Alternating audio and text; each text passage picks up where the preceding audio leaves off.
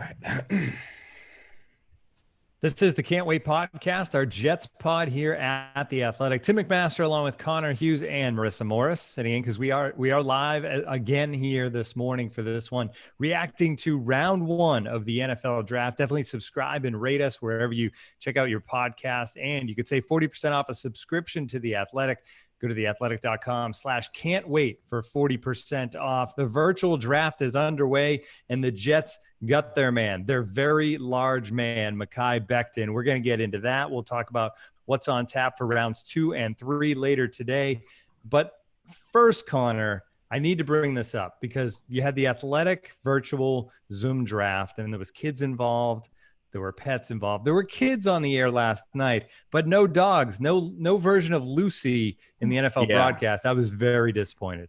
a very, very, very big disappointment. I was kind of hoping to see some animals, see some pets, at least with the first 10 picks before things got crazy for the when the Jets selected. And that obviously took me out of commission for a couple hours there. But yeah, that was a little bit of a disappointment. But I will give the NFL credit, man, because I think that entire process that they did yesterday, I know some teams were concerned about hiccups and technical glitches and things going wrong and this not working and that not working.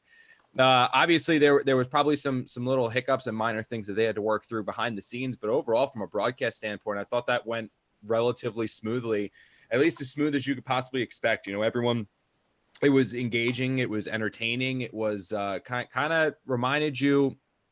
Obviously, it wasn't what the draft has become, but it reminded me a little bit of what the draft was like kind of like 10, 12 years ago when it wasn't necessarily the huge spectacle that it is today. So I thought the NFL did a pretty good job with it, which is all things considered a pretty good thing. Yeah, they made the campus at ESPN in Bristol look like Vegas with all the colored lights and stuff like Yeah. that. They had the fan rooms that were behind Goodell in his little man cave where he was reporting from. It was pretty good. And did I say man?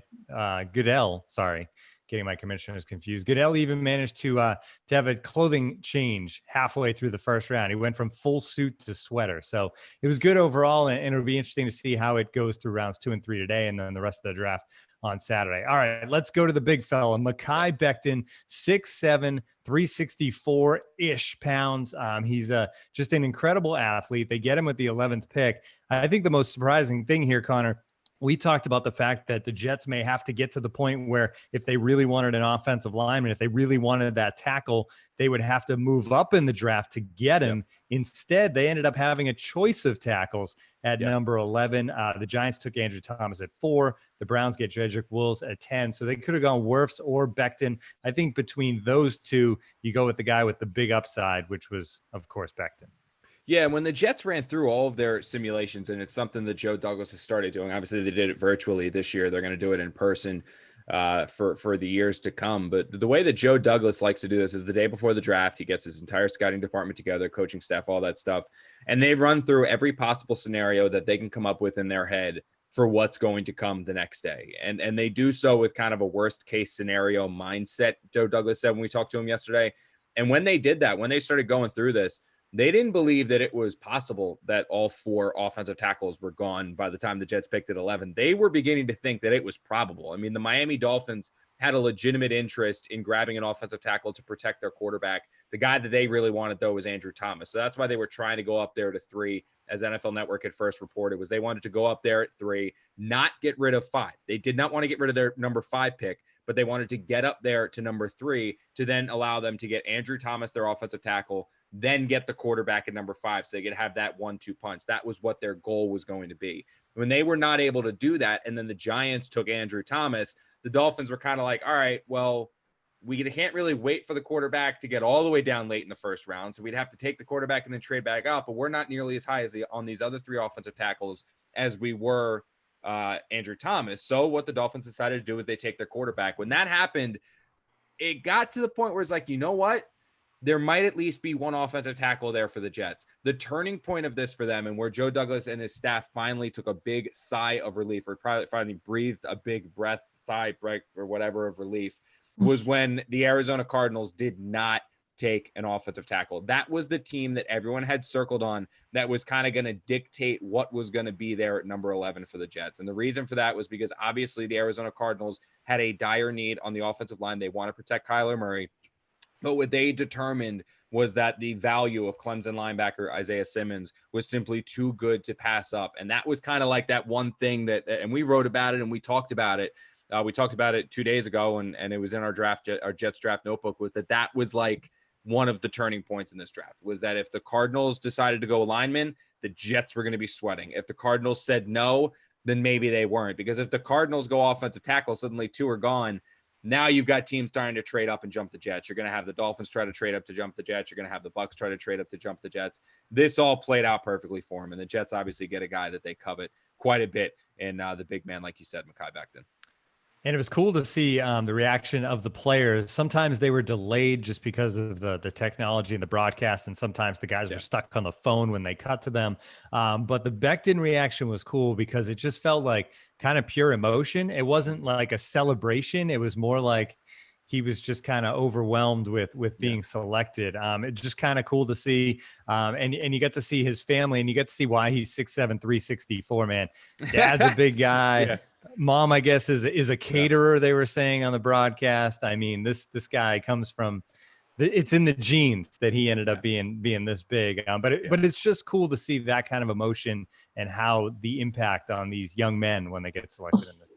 Yeah, and I kind of wish that we were able to have a camera in Sam Darnold's house as well to see how he reacted to finally having someone that's going to protect him. Because I mean, this was, look, I mean, we talked about it leading into this draft, Tim, is who were the Jets going to take it at number 11, and it was either going to be the offensive lineman or it was going to be the receiver. And I think what Joe Douglas did was what everyone entering the draft kind of said, well, he's going to do this, but maybe he doesn't. No, he's going to do this, but maybe he doesn't. No, he did the obvious thing, is that if you can't protect your quarterback, it doesn't matter. It does not matter who's outside. It doesn't matter if it's Jerry Rice. It doesn't matter if it's CeeDee Lamb. It doesn't matter if it's Randy Moss. It doesn't matter if it's Henry Ruggs. If you can't keep the quarterback upright, and not only upright in terms of not getting hits, but healthy for a 16-game season, because hits on Sam Darnold led to him missing time as a rookie with the foot injury, and hits on Sam Darnold led to him having a thumb injury that severely impacted his play on the field in terms of the fact he could not hand off with his hand. He couldn't hand off with his left hand. It was impossible. So it basically took that play off of it. He had to use 2 hands to hand it off if he wanted to try,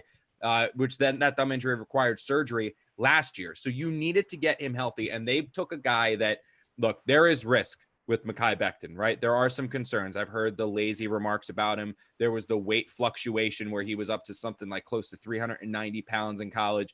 Those are all concerns. And obviously the flag drug test at the NFL Combine. There were, some people that said, like, look, when you got a guy who has a little bit of a reputation, is he can be a little lazy. Usually when that guy ends up getting paid and the motivation wanes, that's when that weight suddenly starts to come up because he gets lazy. He's not trying to start, yada, yada. I've heard that lazy stuff was kind of a concern with Becton earlier in his college career, not so much late. So it's not really a red flag.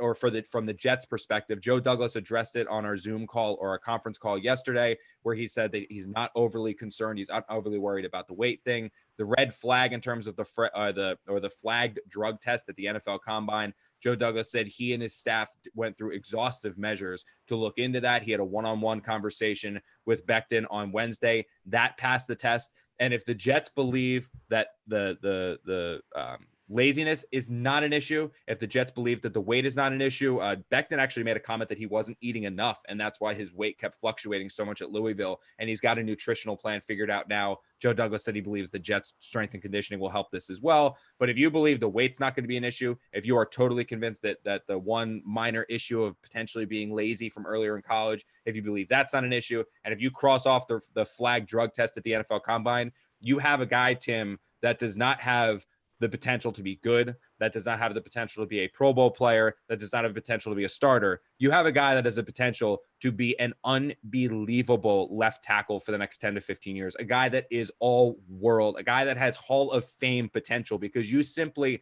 do not find human beings that are this big, 6'7", 364. He said he wants to play 350, 355. That doesn't matter. 6'7", 350, 6'7", 360. You don't find human beings that are that big, let alone that big, that run a 5'1", 40 and are that athletic. I mean, this guy is an absolute physical specimen. And when it all comes together with coaching, with the Jets continuing to build on this offensive line, they have the guy, and Joe Douglas said this, the piece that is going to protect and fortify this offensive line, and a piece that is going to help keep Sam Darnold upright on that blind side for the next 10 to 15 years. And the Jets might have gotten the best player in this draft if, again, those concerns, the laziness, the weight, the flag drug test, if those all are crossed off and not an issue. There's obviously issues with there's risk with every pick, but the reward for this one is huge.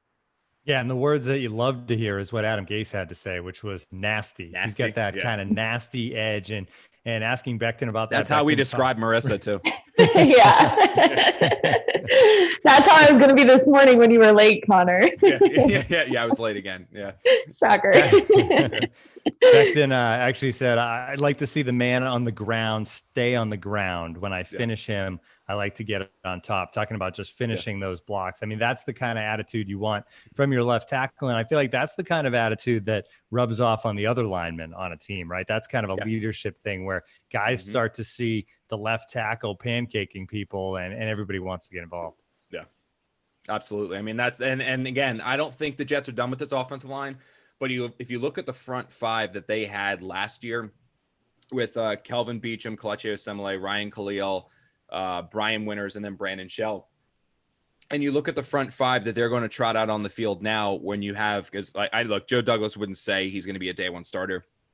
Spoiler alert, he's going to be a day one starter. You're going to have Becton on the left at left tackle, Alex Lewis at left guard, Connor McGovern at center. You're going to have Brian Winters and Greg Van Roten competing it out for that right guard spot. And you're probably going to have George Font, although the Jets did tell Font when they signed him that he could play left tackle. This addition of Becton probably changes some things. I think you'll end up having Font and you'll have Chuma Daga battle it out there for the right tackle spot. And whichever combination the Jets go with, whether that's Van Roten and Font, whether that's Van Roten and Adaga, or whether it's Winters instead of Van Roten with those other two, you're going to have a legitimately improved offensive line from last year. Are the Jets done? No, I still expect them to target an interior offensive lineman here on the second day of the draft. I think they could look for one with one of their 2 third-round picks. It wouldn't surprise me if the right player falls, if they take one with the second-round pick. That would not surprise me in the slightest. Lloyd Cushenberry, the kid from LSU, is an option that's out there probably more in the third round. But the Jets have taken a legitimate step forward in improving this offensive line. They now have a piece that they can say, okay, he's going to be an answer for a very long time, because the other guys in the line with Lewis and Font and Daga and Van Roten and McGovern, those guys are all really only 1 or 2 year players at this point with their current contract structure. They're kind of short-term Band-Aid fixes. They're not there, okay, we've got our guys situated over here.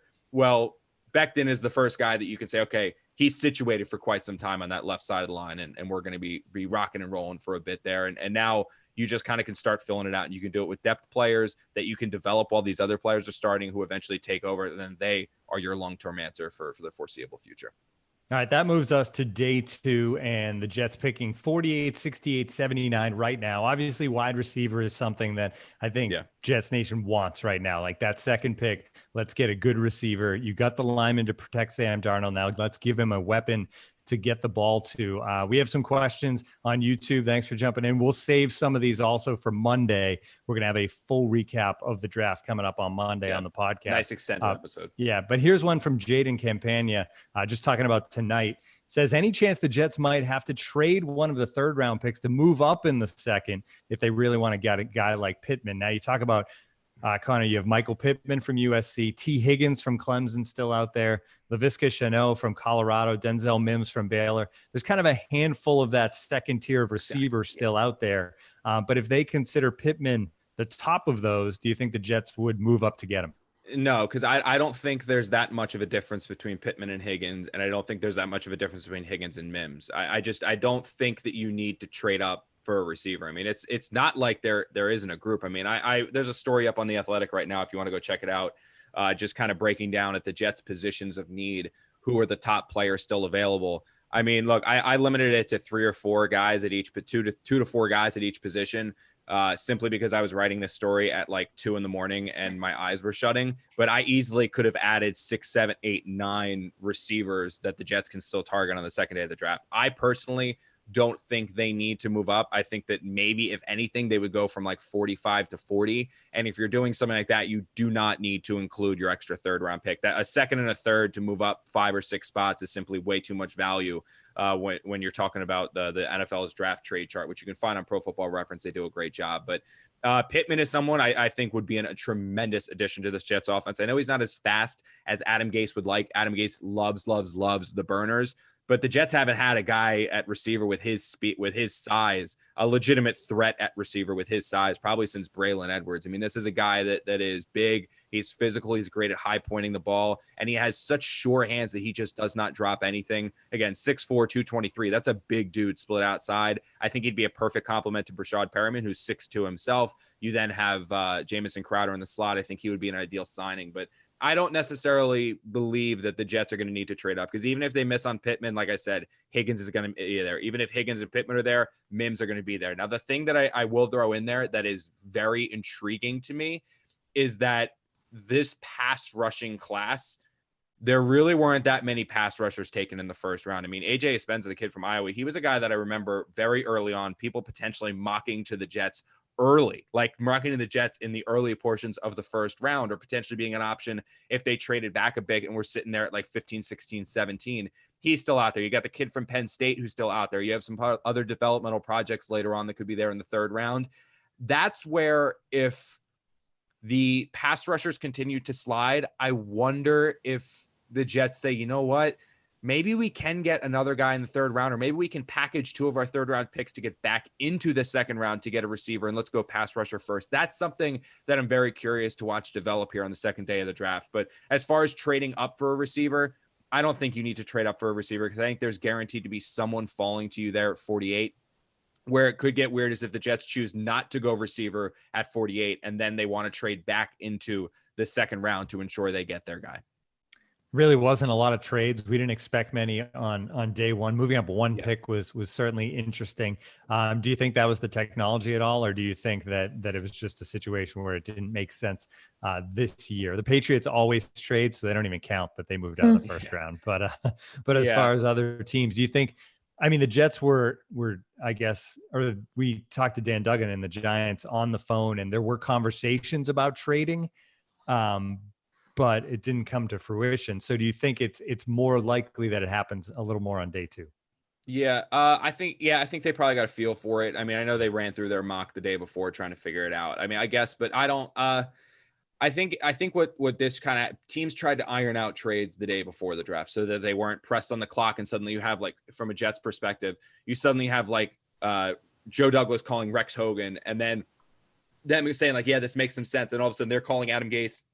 Adam Gase says, well, maybe we should try. And all of a sudden you have like 7 different phone calls going on in 10 minutes to then have to go call the team and then all of a sudden they counter. And it's like, I just think it was, for all of the phone calls that needed to be made, it was always going to be very challenging to execute a trade, especially for something within the top 10 picks where you're going to give up a ton of draft capital. So I think that definitely was impacted by this whole thing being remote or whatever.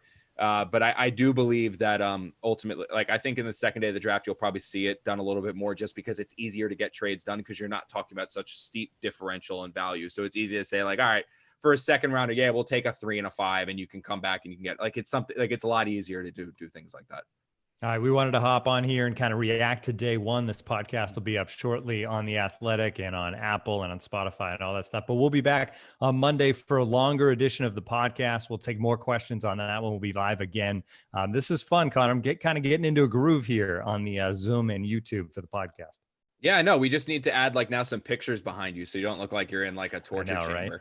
Hey, Connor, there are some comments on your background too, Connor. Oh, what's wrong with my? I'm gonna go start looking at this. What's wrong with my background? I have the nice. I believe it said it looks like a 10-year-old's background, a 10-year-old's bedroom. You just need a Jordan poster on the wall. I do. Yeah, I'll look at it. Like I'll tell you. Tell that person to go look at my Instagram, because I tweeted what my actual desk looks like. It's just with this. Your desk is nice. Yeah, your desk is nice. I've got that. So I've tried. Like I can't. I guess I actually have the tripod, because I have to do a TV hit later today. So I have the tripod like in the corner. Maybe I'll do that for the Monday one, is that instead of doing this, I'll flip like the camera around and I'll zoom on my camera so you guys can have like the official desk background. But for this, I mean, we're talking for like an hour. So I got to get on like the website. Like sometimes I got to look up like notes and like I can't pull like all this draft stuff out of my where. So I got to like look at the website to figure it out. So come on. No, like, tell you what, the hats are on the back. I'm going to explain this right quick. The hats are on the back of the back door right here. because I live with my fiance. We're in an apartment. Like, this is our first apartment together. I can't just have hats on. I realized this very quickly, that if you leave random stuff laying around the house, that's like, oh man, she's going to come for my head. So like everything has to be neat. So I was like, where the hell am I going to put like these 20 hats that I have? I was like, oh, I know. I'll just get the thing on the back of my door. And normally like the door is open, so you don't actually see the hats, which is what I like most about it, because I hate that freaking hat rack, but it keeps me away from my fiance happy. So I was like, all right, I'll keep them there. And then I never see it because my door is open. But I have my dog right now who's like crying. Like, she would be jumping in my lap right now if I didn't keep her out of the where we're recording the podcast. And as far as a fish tank, don't come out of me about that. I wasn't allowed to have a fish tank when I was a kid. So when I finally moved out from home after I graduated college, but I was like, I'm getting a freaking fish tank. And I've been rocking and rolling with it ever since. At 10 years old. Oh, come on. Come on. All right, I'm not gonna twist the camera over here where I have my giant fat head though. I don't have a fat head on my wall. I do not have a fat head on my wall. I don't want that rumor to start. More domestic life with Connor Hughes coming up on Monday. We'll be back. Full recap of the draft. Also check out Prospects to Pros with Dane Brugler and Chris Burke. They're going to have a show up today, another one on Saturday, and then another one on Monday, as they're all in, of course, as always, on the draft. Athletic.com/the Can't Wait podcast. Save 40% off a subscription. Thanks for joining us. If you are on YouTube or checking out the podcast, wherever you listen to podcasts, we'll be back with you again shortly. Thanks a lot.